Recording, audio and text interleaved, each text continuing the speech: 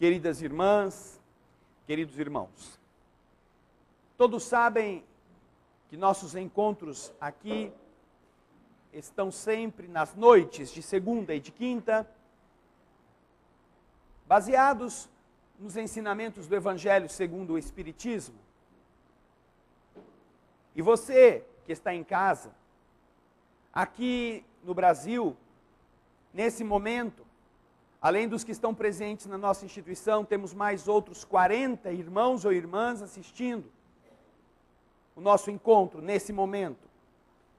Poderá ter o Evangelho gratuitamente, se não o possui, acessando o site mensagefraternal.org.br, esse que você está vendo na tela do seu computador, e com isto fazer a cópia integral de todas as obras básicas, inclusive do Evangelho segundo o Espiritismo. São 14 obras espíritas em português. Então o Evangelho nos serve de roteiro e nós vamos capítulo a capítulo comentando os seus diversos temas. Estamos nos endereçando para o final do capítulo 5º, o capítulo que fala das aflições. Bem-aventurados os aflitos. E ao final deste capítulo, já na instrução dos Espíritos, nós encontramos algumas perguntas que foram feitas ao mundo espiritual e que representam dúvidas que todas as pessoas geralmente possuem, inclusive você, inclusive vocês. Muitas vezes já se perguntaram isto, já meditaram sobre essas temáticas. Hoje iremos abordar algumas delas.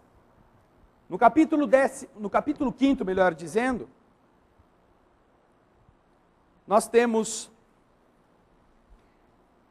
depois das explicações sobre as provas voluntárias, quais são aquelas que de verdade devemos procurar, porque muitas pessoas querem piorar a sua situação, imaginando que ao tornar mais difícil a dificuldade que já pesa sobre ela, poderão com mais rapidez chegar a planos melhores, numa confusão com o masoquismo que a doutrina espírita em momento algum representa. Todos nós temos um dever, e esse dever está muito claramente estatuído nas obras básicas, segundo as orientações do próprio Cristo. O nosso dever e o nosso compromisso é com o bem, não é com a dor. A dor é a herança dos nossos desatinos, que vai chegar para cada um precisar reconstruir a casa espiritual e a casa física. Mas o compromisso do espírito é com o bem, é com a melhora, é com o esforço, com o progresso, com a transformação da carne. Porque seria uma excrescência, um anacronismo, permitir Deus que a nossa inteligência produzisse remédios para tratar de doenças que não poderiam ser curadas porque estão presas aos nossos equívocos. Então, se nós temos que sofrer pelo mal que fizemos um dia, porque concede Deus à criatura condições de preparar, através do raciocínio, da pesquisa, da melhora do seu conhecimento, antídotos que venham minorar o sofrimento. Aquele que trabalhou e descobriu os opiáceos como forma de anestésicos, estariam burlando a ordem divina que construiu o universo para que os filhos sofressem e deste sofrimento não tivesse como sair. Os pesquisadores, os cientistas que conseguissem diminuir as agruras, estariam trabalhando contra a vontade de Deus. Seria um anacronismo imaginar que as coisas se estabelecessem desta forma. Por isso, equivoca-se aqueles que pensam que ao estatuírem como juízo a ideia de que é preciso piorar a sua condição física para purgar seus pecados, essas pessoas não têm a mínima noção do que estão fazendo. E só a ingenuidade ou só o fanatismo as poderá desculpar da pena cruel que cai sobre aqueles que destroem o seu corpo, imaginando que estão com isso fazendo algo de bom. Explica o capítulo 5, que ao invés de você usar cintos de pregos, de taxinhas, de você se bater, de você se ferir, de você se cortar e sangrar, para demonstrar sua devoção a Deus, coisa que no passado era muito comum, a que chamavam de cilício, aquelas faixas que os devotos ou as pessoas, vamos dizer, meio trelelé da cuca, usavam como prova de que, eu suporto a dor em nome de Jesus. Este cilício, de verdade, consome a carne física e compromete o espírito. E esta dor, este ferimento, não vai produzir de maneira imediata ou remota qualquer benefício. No que diga respeito a diminuir os compromissos de ontem. Talvez os que são adeptos dessas práticas aleguem que há algum benefício quando ela domina a dor, quando ela se põe com a vontade sobre o sofrimento. Talvez um controle da sua reação à dor física pode disciplinar a alma, mas daí a você com esta dor estar liberado de reajustes, ou de reformas, ou de consertos, ou de responsabilizar-se pelo mal que fez, a lei do universo é muito clara. Qual é o verdadeiro cilício? Está no capítulo 5. Cilício era aquele cinto, aqueles apetrechos que feriam a carne. Qual é o verdadeiro, o que é útil? Diz o Evangelho. Aplicai este cilício sobre o vosso orgulho. Feri a vossa vaidade, vossa ambição. Lutai para fazer morrer em vós as posturas mesquinhas do egoísmo. Sacrificai, sim, todos os seus impulsos negativos para beneficiar alguém. Aí está o verdadeiro cilício. Engula o sapo bem engolido e agradeça aquele que te serviu numa bandeja. Seja ele o seu patrão, seja ele um amigo de trabalho, uma pessoa que você conheça, que fez você ser testado nesses defeitos graves, que nos mantém atrelados a um mundo de prova e expiação, um mundo atrasado como é a terra, e que da morte deles ou da supressão destas fragilidades do espírito dependerá a nossa elevação como almas melhoradas. Não é a carne sangrando que vai nos fazer espíritos alados. Não. Espíritos melhorados melhorarão quando o corpo do espírito, consistindo não apenas do seu envoltório fluídico, mas da sua vibração essencial, não estiverem mais feridos, não estiverem mais estragados, comprometidos e contaminados pelos vícios morais que nos têm mantido em condições ainda tão incipientes. Depois de nos dar a informação tão clara a esse respeito, Kardec apresenta a primeira das questões com as quais ele termina este capítulo. Uma pergunta que muita gente também já se fez, até para tentar entender problemas que esteja enfrentando na sua vida. Você tem uma pessoa que você ama, está padecendo. Você foi ao hospital visitá-la e ela está sofrendo muito numa doença. Está ali na cama.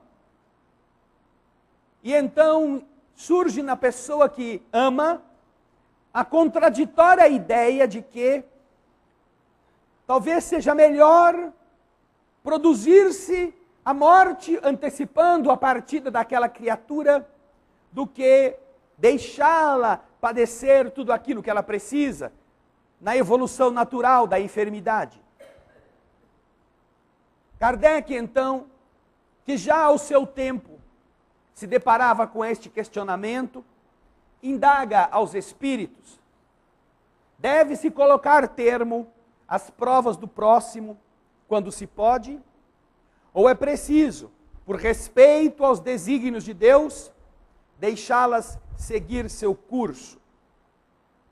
Naturalmente que esta imagem que nós usamos aqui, de alguém enfermo, e que pode estar à beira da desencarnação, é uma das formas do sofrimento. Mas a pergunta é muito mais ampla, sem especificar se se trata de solicitar a morte daquele para que ele se alivie. A pergunta inicial, a número 27, é muito abrangente. Kardec pergunta se pode se colocar um termo, um fim às provas do próximo, quando isso é possível. Ou é preciso, por respeito à vontade de Deus, deixar que estas provas sigam o seu caminho. Muita gente que diz entender da doutrina espírita, depois que compreende que existe a lei de causa e efeito, que nós recebemos, nós recolhemos o mal que fizemos, e que se estamos sofrendo é porque semeamos sofrimentos, muita gente diz que não, é o karma dele, ele tem que passar por isso. Essa é a maneira pela qual ele vai expurgar os males que semeou um dia. Está lá na doutrina espírita. Talvez seja melhor dizer, está lá na sua interpretação da doutrina espírita.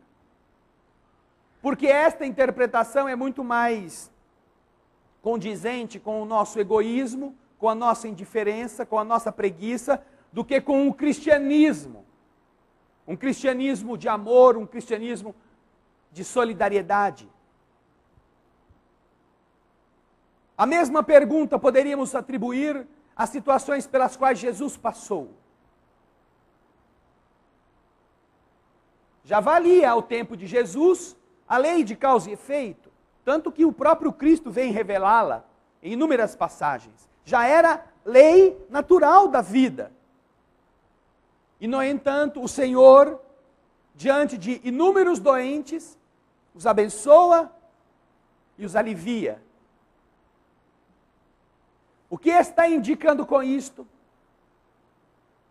Que é necessário deixar que a prova tenha o seu curso, se você pode ajudá-lo, ou que você pode ajudar alguém a ser um indivíduo menos aflito e deixar o resto por conta de Deus. Jesus já demonstra a resposta dessa pergunta, porque viveu ao longo da sua jornada, todos os dias, exatamente os exemplos que nos lega para que aprendamos a não viver um cristianismo de indiferença, um cristianismo de egolatria, um cristianismo de o problema é dele, ele que foi mal no passado. Porque todos os que pensam desse jeito ainda não sabem o que estão fazendo. Para todos aqueles que estão com esta visão estrábica, com esta visão vesga da realidade da alma, ainda se aplicam aquilo que Jesus falou, eles estão fazendo isso de forma a expressar a ignorância que possuem. Por que motivo? Porque ninguém está na terra para sair dela igual à forma como chegou. E esta alteração, esta reforma, precisará ser não no tamanho do seu patrimônio, no valor dos seus bens ou da sua herança, mas sim na qualidade dos seus sentimentos, que você demonstra nas atitudes que adota. A qualidade dos sentimentos fala do que você é. Mas e se aquela pessoa não merece? Primeiro, quem somos nós para avaliar quem merece? Alguém aqui por acaso é dono dos arcanos ou dos tribunais sublimes que estão encarregados de julgar o mérito das almas? Alguém conhece todo o teor dos processos, das vidas e vidas sucessivas que alguém possa ter vivido, para dizer, não, esse fulano aí, eu estou vendo a aura dele, ele não merece? Quem de nós ousaria assim assenhorear-se prepotentemente de uma tarefa que é das mais espinhosas, das mais nobres, para as quais, ou para a qual, só espíritos de escol realmente estão preparados, que é de estabelecer o julgamento dos seus semelhantes. Por isso, em primeiro lugar, quem somos nós para dizer, porque esse cara aí está com HIV, porque ele foi um promíscuo, não merece ser ajudado.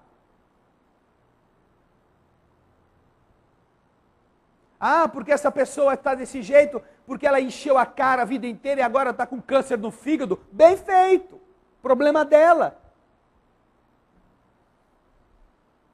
Nunca encontramos no Evangelho essa expressão de Jesus, bem feito, problema seu. Se vira aí, meu. Daí não, por mais mesquinho que seja o ser humano, por mais abjeta que tenha sido a sua vida, suas atitudes, não está no Evangelho o conselho que nós devamos transformar o bem em sentença. Não está lá. O bem em condenação não está no Evangelho. O julgamento do Senhor a respeito dos seus seguidores indignos. Humberto de Campos relata uma história muito bonita em uma das passagens que fala sobre Jesus, quando o Senhor, precisando ausentar-se, deixa Simão para tomar conta de 4 visitantes que chegaram àquela hora para pedir conselhos a Jesus. Jesus precisa atender um caso grave, se ausenta da casa e diz a Simão, Simão, atenda estes irmãos enquanto eu volto. Simão então, conhecendo os 4, aves de rapina, comerciantes terríveis, interesseiros, judeus mesquinhos, começa a amá-los assim mais ou menos. Você, fulano, o que veio fazer aqui? O que está querendo com Jesus? Pensa que eu não sei que você acabou com o seu irmão para ficar com a viúva dele? Pensa que eu não sei que você é um devasso? Está buscando o Senhor para quê? E aí vai para o segundo, a quem acusa de avarento, de mesquinho, e assim vai para o terceiro, fazendo cada um deles se sentir massacrado. Massacrado com a verdade.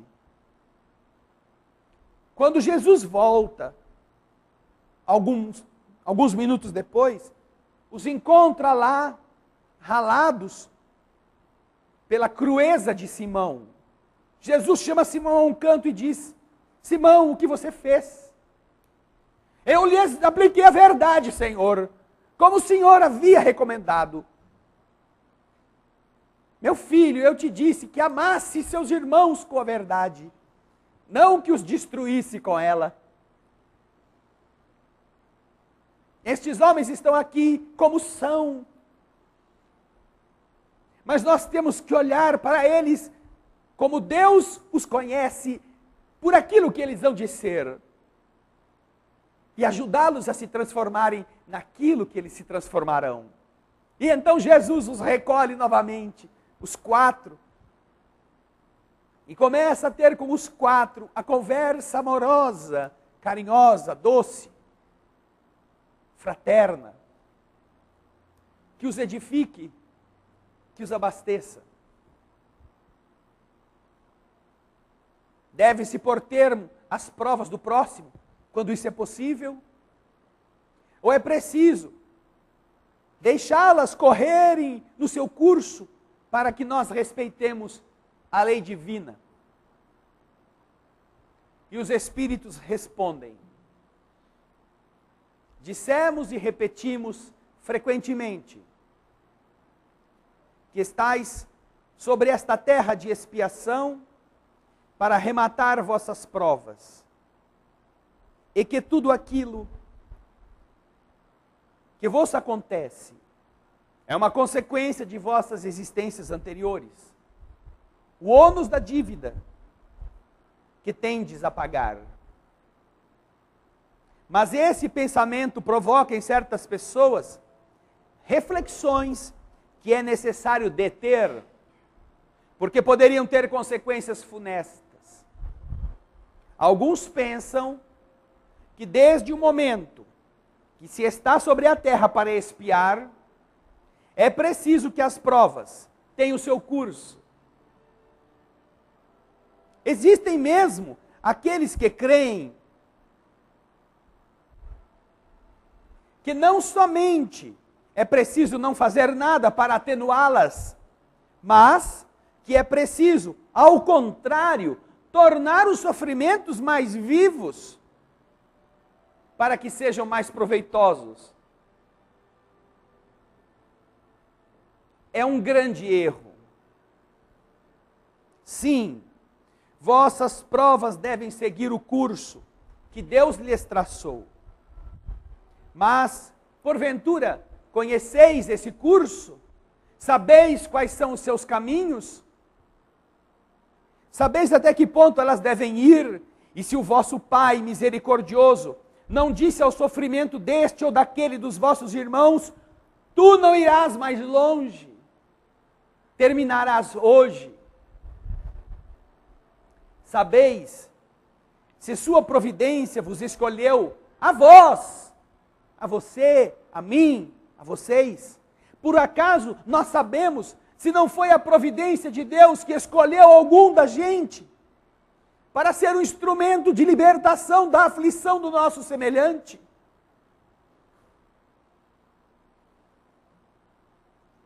Sabeis se essa providência não vos escolheu, não como um instrumento de suplício para agravar os sofrimentos do culpado, mas como o bálsamo de consolação que deve cicatrizar as feridas que a sua justiça tinha aberto? Não digais, portanto, quando virdes um de vossos irmãos atingido, é a justiça de Deus. É preciso que tenha o seu curso. É preciso que ele sofra até o último ceitil os efeitos do mal.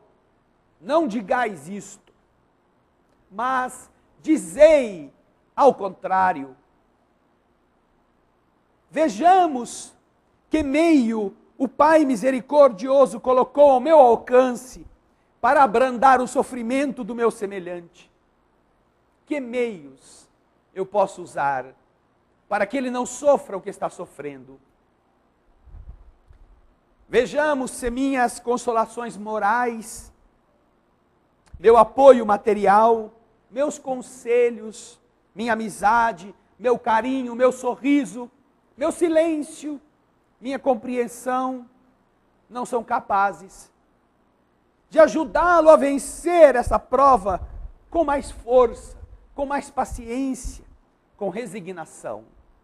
Vejamos mesmo se Deus não colocou em minhas mãos o meio de fazer acabar esse sofrimento. Se não me foi dado como prova também, como expiação talvez, deter o mal e substituí-lo pela paz. Isto é condizente com Deus.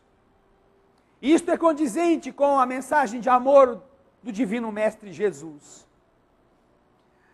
Ajudai-vos sempre em vossas provas respectivas, e não vos considereis jamais instrumentos de tortura.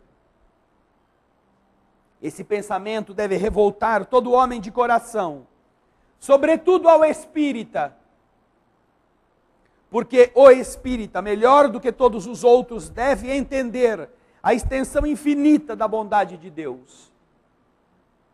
O espírita deve pensar que sua vida inteira deve ser um ato de amor e de devotamento. Que qualquer coisa que faça para contrariar as decisões do Senhor, sua justiça terá seu curso.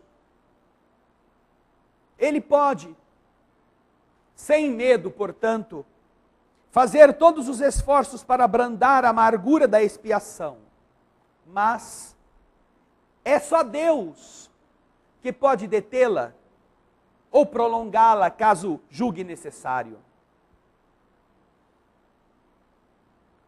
Daí, antes de irmos para o último parágrafo, entendermos que a administração da justiça, no peso do mérito e da dívida, continua nas mãos do Criador do universo. Por mais que você faça o bem, se aquele indivíduo ainda não está preparado, se ele não o merece, Deus tem recursos que podem impedi-lo de deixar aquela situação amarga, se ele ainda não aprendeu o que ele precisa. Mas, se ele já não precisa do mal, se aquele espírito já aprendeu o que necessita aprender para amadurecer-se naquela área, você poderá ser um instrumento que arranca o espinho da pata do leão. Lembram da história?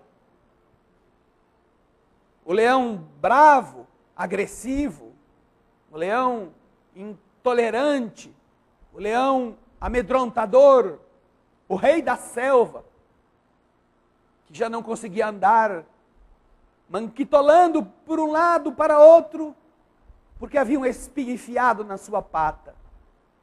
Um pequeno espinho, num animal tão imenso, tão agressivo. Um pedacinho, uma lasca de madeira na sua carne, tornava-o imprestável. Assim somos nós, selvagens, bichos, feras, muitas vezes precisando de um espinhozinho que nos faça precisar de ajuda, que nos faça pensar na nossa fragilidade. E conta a história que um pequeno ratinho, condoído da fera, se acerca do leão, que em momento algum poderia ser ameaçado por um rato. E vendo que o leão aflito, que outrora devorava os seus amigos, que outrora devorava os outros animais, está lá sem que ninguém o ajude, porque todos têm medo dele. Vai o ratinho e com o seu jeito pequeno, consegue arrancar a farpa da carne e liberta a fera daquilo que o estava dominando. E conta a história que a partir daquele dia, o leão nunca mais comeu os ratos. Passou a defendê-los. Passou a gostar deles. Fábula que ilustra um pouco do que significa você não conseguir fazer o bem que desejaria, ou de você ser capaz, do pouco que dá, do pouco que faz, conseguir liberar aquele indivíduo de um sofrimento que está fustigando, mas que precisa às vezes de um rato para chegar até a pata machucada e tirar o espinho. Somos nós estes ratos. E ao mesmo tempo somos nós estes leões. Diz o Evangelho que ao invés de ficarmos, bem feito, pisou no espinho, bem feito, sofre aí, leão, nós devemos tentar tirar o estrepe da sua pata. Se isso for possível, isso beneficiará o outro. Mas se o outro ainda precisa sofrer, não conseguiremos tirar. Não conseguiremos, mesmo que tiremos, fazer com que ele sare. Por mais que façamos no bem, a administração da justiça ainda pertence à consciência do universo. Termina a resposta dos espíritos. Não haveria um grande orgulho da parte do homem em se acreditar no direito de resolver, por assim dizer, ou de revolver, por assim dizer, a arma na ferida? Tem que sofrer. Quanto mais sofrer, mais depressa chega no paraíso. Então, além de eu ver a ferida, enfio a faca e fico lá torcendo para que ele sofra muito. Não seria um grande orgulho da parte do homem de aumentar a dose do veneno no peito daquele que sofre sob o pretexto de que essa é a sua expiação? Queridos irmãos, considerai-vos sempre como um instrumento escolhido para fazer cessar a dor alheia. Resumamos assim: estáis todos na terra para expiar. Expiar no sentido de sofrer efeitos das nossas atitudes. Mas todos, sem exceção, todos nós, devemos empregar todos os meios para abrandar a expiação dos vossos semelhantes, segundo a lei de amor e de caridade. Por isso, quando falamos aqui a respeito da possibilidade de diminuirmos o sofrimento através de atitudes que o possam amparar, é um dever moral fazê-lo, considerando a lei de amor e caridade que pede dos filhos de Deus condutas coerentes com a prática desse amor em favor de quem precisa. Aí fica a pergunta: mas então, e se a pessoa está lá no leito de dor, se ela está sofrendo, se ela está padecendo, se ela está à porta da morte, o que fazer? Se eu a amo, quero ajudá-la a libertar-se, posso fazer isto? É exatamente a pergunta que vem a seguir, e que nós estaremos comentando na próxima semana. Kardec pergunta: um homem está agonizante, vítima de cruéis sofrimentos. Sabe-se que seu estado é desesperador. É permitido poupar-lhe alguns instantes de angústia, apressando-lhe o fim? Isso é possível? Aquilo que as pessoas chamam de boa morte, eutanásia, morte caridosa, será possível? Será adequado? Será essa uma expressão daquilo que nesta pergunta anterior que comentamos, o Senhor nos aconselha, através de Bernard de Girardin, o espírito que respondeu, ou melhor, Bernardin, o espírito protetor que respondeu esta primeira pergunta? Será que isto será de diminuir a dor do outro? Será que atrás da eutanásia, seja de pessoas, seja de cães, seja de bichos, não está o homem mais preocupado consigo mesmo, com a dor que está tendo que enfrentar, vendo um ser que ama sofrer, do que de verdade com ele?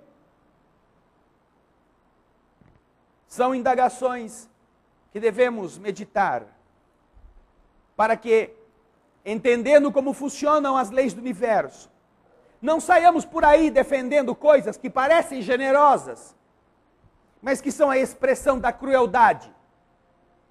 Não saiamos por aí defendendo nem a eutanásia, nem o aborto criminoso com a desculpa de que isso vai resolver problemas de mulheres que morrem. As últimas estatísticas em termos de aborto no mundo, pelo menos os abortos conhecidos, os abortos em estatísticas, sem considerarmos os que são feitos aí de maneira clandestina, apontam que por ano são feitos 46 milhões de abortos.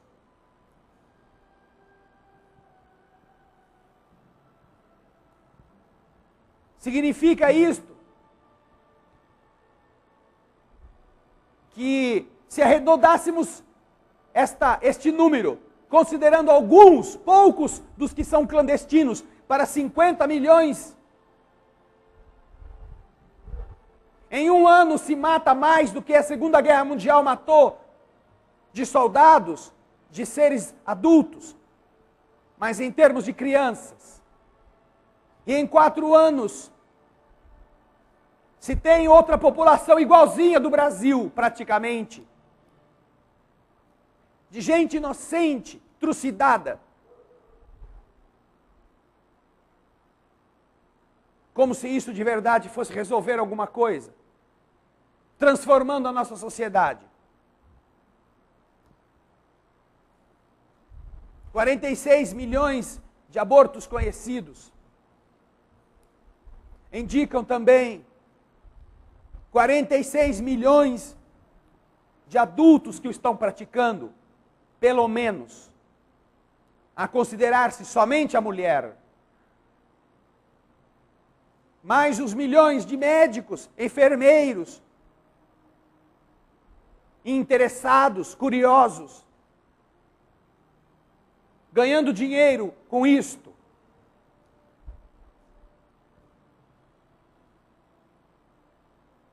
Isso está a serviço de quem? Do bem? São 46 milhões de pessoas generosas que não querem que aquela criança venha para um mundo de sofrimento. Então, já começa a estabelecer o sofrimento logo de cara. Considerando que essas 46 milhões de pessoas hoje dispõem de meios para que a gravidez não aconteça. De diversos meios para se impedir isto. E muita gente sai por aí defendendo esse morticínio. Recebemos no e-mail: temos que combater. Na Noruega, na Dinamarca, estão matando baleinhas lá e o mar ficou tingido de vermelho. Assine embaixo essa petição, porque temos que acabar com isto. E vem lá uma relação muito justa de pessoas idealistas na ecologia para salvar golfinhos, baleias, sei lá o que eles estão matando, e aquela coisa sangrenta espalhada nas enseadas lindas daquele país escandinavo. O mesmo país que autoriza o aborto. Defendemos o direito dos bichos viverem. E matamos os próprios filhos. Isso não é coisa de gente maluca? De gente insana, de gente doida que precisa ter enjaulada ou posta numa camisa de força? De gente que se diz cristã, que reza a Deus, que pede a Jesus, que beneficia alguém que está sofrendo? Ora, até quando vamos nos enganar? Até quando vamos assinar abaixo-assinados para salvar os passarinhos e mantermos os nossos entes queridos presos nas gaiolas da nossa ditadura moral? Salvarmos os bichinhos do extermínio? Enquanto estamos matando a nossa carne, com desculpas ridículas que nem os bichos utilizam para fazer isso. A pergunta que vem a seguir fala sobre essa eutanásia, que muita gente imagina ser uma obra de caridade. Ai, qual foi a caridade que ele fez na terra? Ai, ele ajudou 254 pessoas a morrerem antes do tempo, porque estavam sofrendo muito. Ah, foi o Mengele, aquele médico nazista, com outro nome. Como é possível imaginar que a forma de a gente amar signifique destruir? Sabe por quê? Porque isto é a cultura do utilitarismo. É mais fácil ir uma vez ao velório e ao cemitério do que todo dia ao hospital. É mais fácil velar um corpo por algumas horas do que ficar acordado a noite inteira vendo se a pessoa está com o soro correndo adequadamente, se o remédio foi trocado. Isso é sacrifício, isso você tem que deixar o seu trabalho, o seu serviço, isso compromete o seu orçamento, você se desgasta fisicamente e você cansa. Nós não gostamos de amar um amor que nos canse. Gostamos de amar um amor bonitinho, que nos cause prazer e euforia, e que quando começa a nos dar problema, a gente enterre. Quando de verdade o amor só se mostra na solidariedade da dor que você divide com a pessoa, dando a ela a chance de passar por aquilo com a sua presença ao lado dela.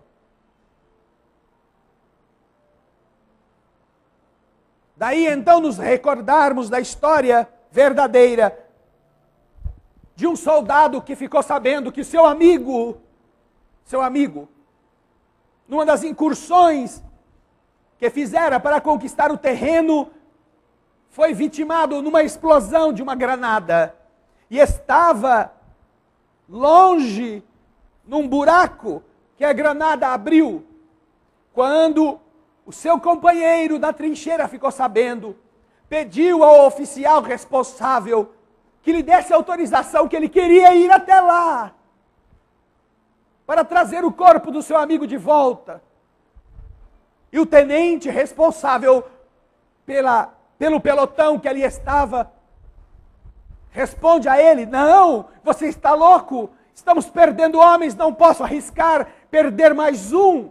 Nós precisamos de você para que, estando vivo, nós nos oponhamos aos ataques dos inimigos. Não posso deixar que você vá até o buraco para trazer o corpo de um amigo morto. Mas aquilo não foi suficiente. Assim que o tenente virou as costas, este amigo deixou seu armamento e saiu escalando a trincheira. Quando o tenente foi alertado pelos outros, o rapaz já estava rastejando longe, debaixo da saraivada de tiros do adversário. E então o tenente não podia mais fazer nada a não ser deixar que o rapaz chegasse e torcer para que ele não morresse. E assim foi.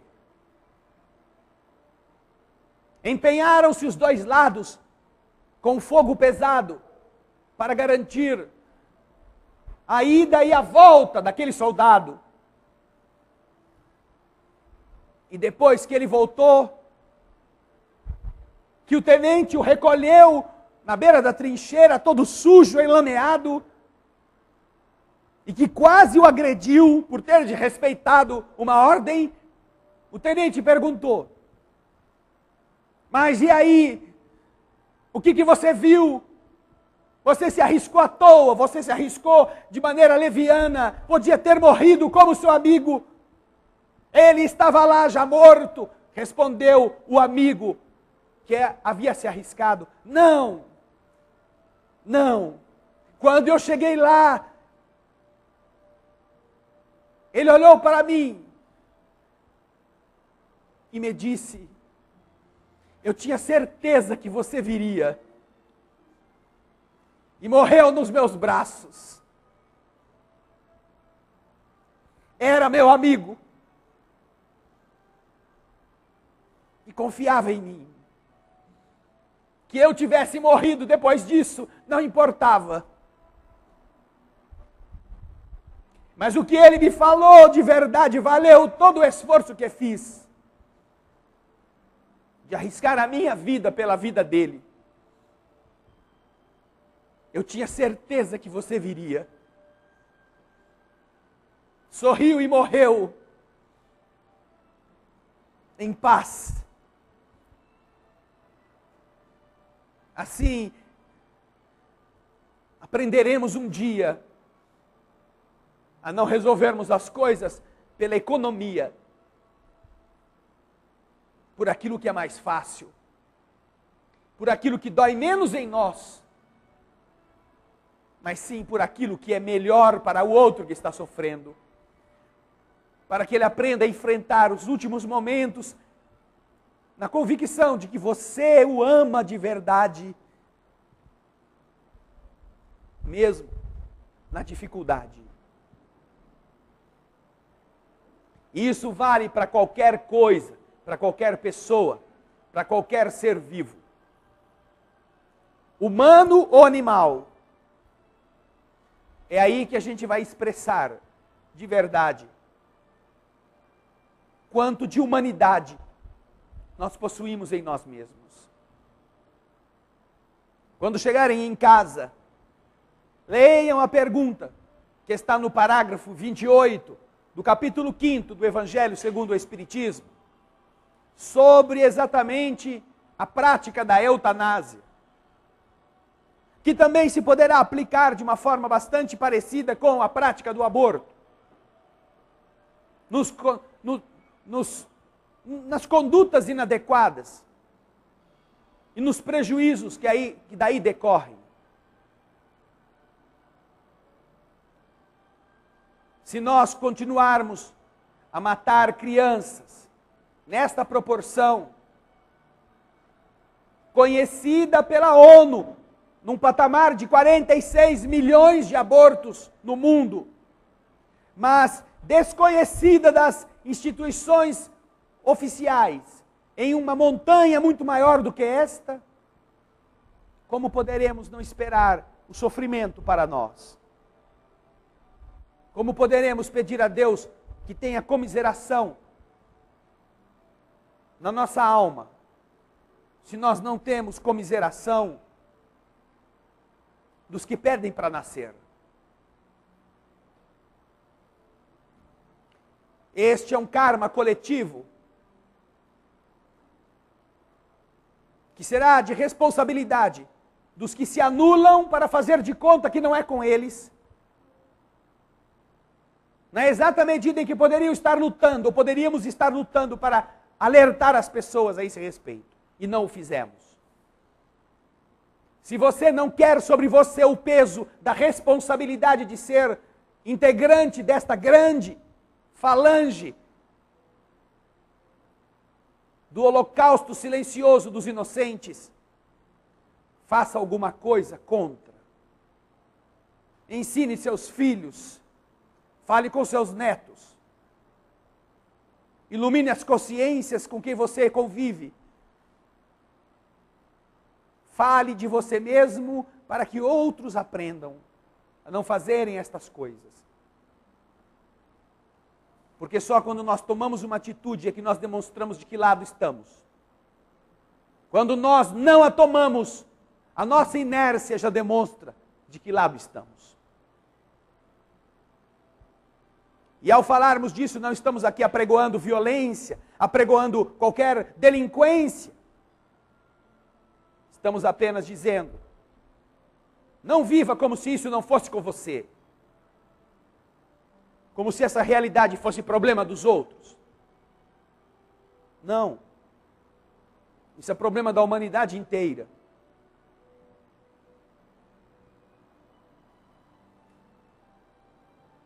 $50 milhões de crianças mortas por ano.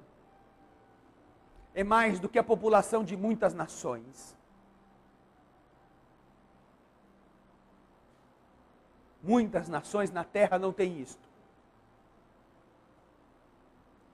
São espíritos que estavam precisando voltar. E que as pessoas simplesmente não quiseram deixar. Faça a sua parte. Não enfie a cabeça debaixo da areia. Não defenda os bichos no direito de viverem e se omita em relação aos seres humanos. Por mais direitos que os bichos têm, e nós temos que preservá-los igualmente. Não sejamos os alucinados que defendemos animais e matamos gente. Porque quando alguém resolver nos matar, os bichos não terão como nos salvar de nós mesmos. Pensemos nisso. Parágrafo 28, do capítulo 5 do Evangelho segundo o Espiritismo. Leia em casa. Leiam em casa. Semana que vem trataremos deste assunto. Vamos orar. Senhor, nós te agradecemos mais esta oportunidade em que nossas almas se unem para compreendermos as realidades do Espírito, sentir a verdade da alma e transformar dificuldades e dores em alavancas para o progresso. Nós te agradecemos pelas mãos luminosas destas almas de artistas que continuam a viver e que através destas peças em silêncio dão-nos o conselho amigo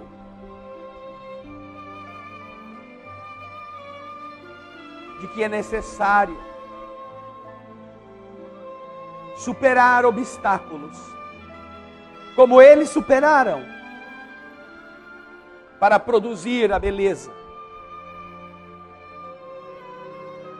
Tanto quanto estavam superando quando na terra encarnados, como depois de não terem mais os braços materiais, superam outros obstáculos, exteriorizando o seu talento pelos braços alheios, pela mente de outras pessoas, que não se circunscrevem apenas aos que são médiuns, mas que poderão também serem instrumentos do bem. Toda e qualquer criatura boa que se deixe levar por uma intuição amorosa e possa pintar o quadro da solidariedade, sentando-se na calçada para dar um copo d'água a um desconhecido que está ali, vencendo o medo, vencendo o preconceito.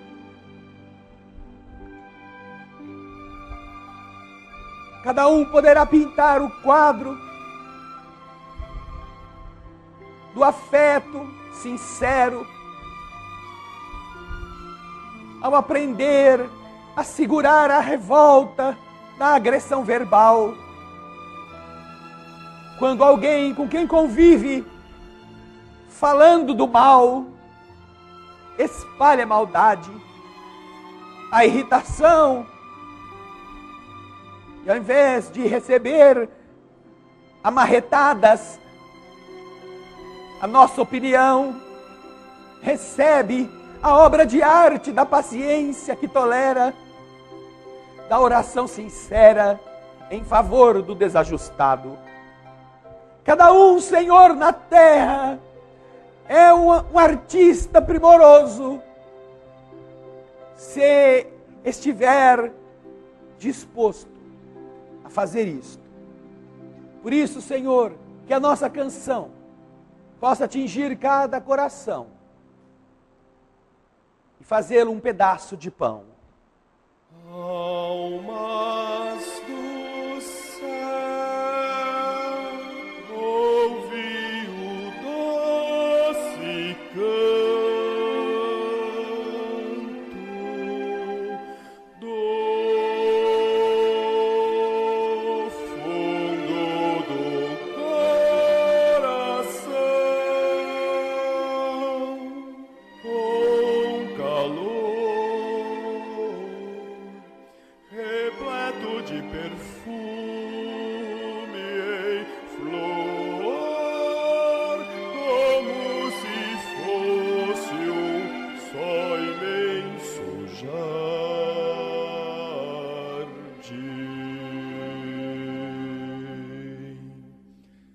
É a voz do bem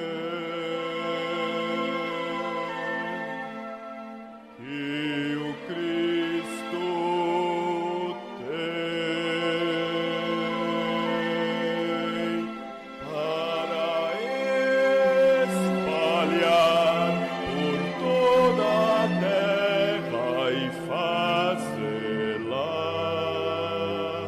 cantar.